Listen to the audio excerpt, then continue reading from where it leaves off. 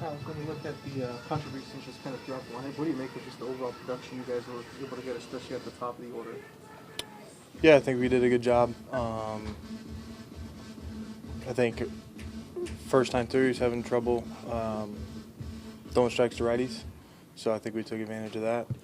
And then second time through, he's trying to find the zone, and we hit him pretty good. So, yeah, really good production all the way through 1 through 9.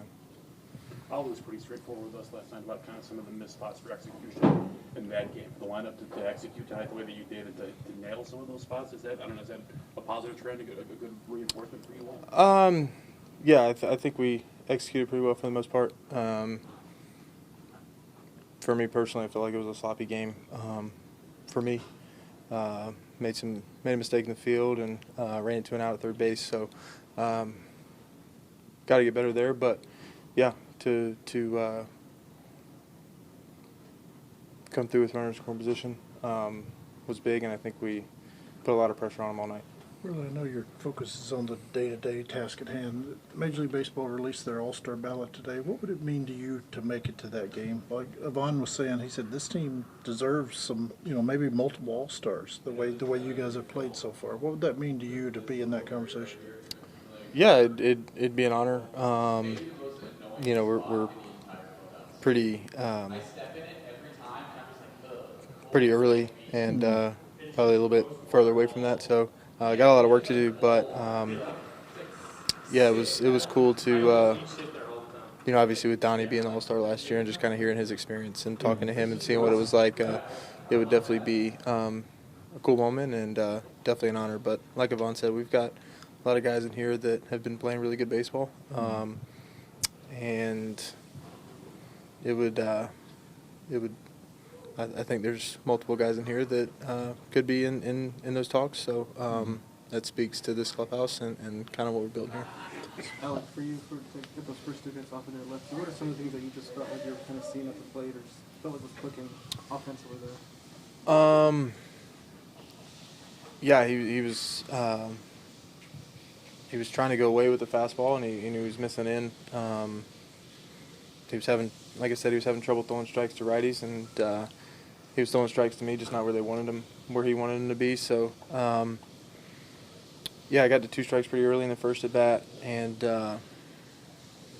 honestly, wasn't thinking fastball in, and was able to get just enough of it to get in the outfield, and then I knew at some point I would get a spin ball, so I was waiting for that one, and was able to put a good swing on it. J.J. Weatherholt was on the telecast. They had earbuds in him, talking to him while you were hitting, and he screamed out, "He's got to teach me how to hit that high fastball." Like, he loves watching you hit the high fastball. Is that a pitch that a lot of people can't get to? You said you like hitting that pitch, right? Yeah, I wouldn't recommend swinging at that pitch as much as I do.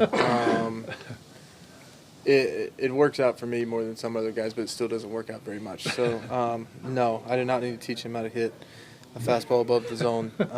He's just fine where he is, and he's going to be really good. So, no, I will not teach him how to swing at pitches over his head. When the first 2 games of a series don't go well, how important is it to get that third one, at least to kind of nip things as quickly as possible? Yeah, I mean, the odds are in our favor at that point, right? So, we just show up, do what we need to do. We don't try and do too much different, unless there's some things that we need to work on, obviously. If we execute a little bit better yesterday, I think we can win that ball game. But no, you don't try and do too much. You realize that if you're up 2-0 in a series, it's really hard to sweep a team. And then when you're down 0-2, you realize it's really hard to sweep a baseball team too. So you go out there, you play your style of game, and you just try to put your best foot forward. I don't think you put too much emphasis on it. Ali just made official what was kind of expected, that Lars will be back on Friday. A few folks around here have played as much with him as you have. What's he trying to bring if he's going full speed for you all? Yeah, he's a lot of fun to, not only be on the field with, but be in the clubhouse. So just having that presence in here will be, good for us. And then on the field, I feel like his at-bats, they're always 10 pitches. He's always seeing pitches. And then when he puts the ball in play, it's hard. So, and that's right-handed or left-handed pitcher. So it'll be really good to add some of that depth into the lineup, and just excited to get him back. You think it comes at a good time to him, and not just when he brings to the lineup, but you mentioned the energy around the clubhouse and kind of entering this middle phase of the season, Joel's help? Yeah, I think he's been here a couple times. He was here, I think, opening weekend, and then he came another weekend, and you just feel it's different when he's in here, and that's something you can't really measure in statistics is how people are in the clubhouse.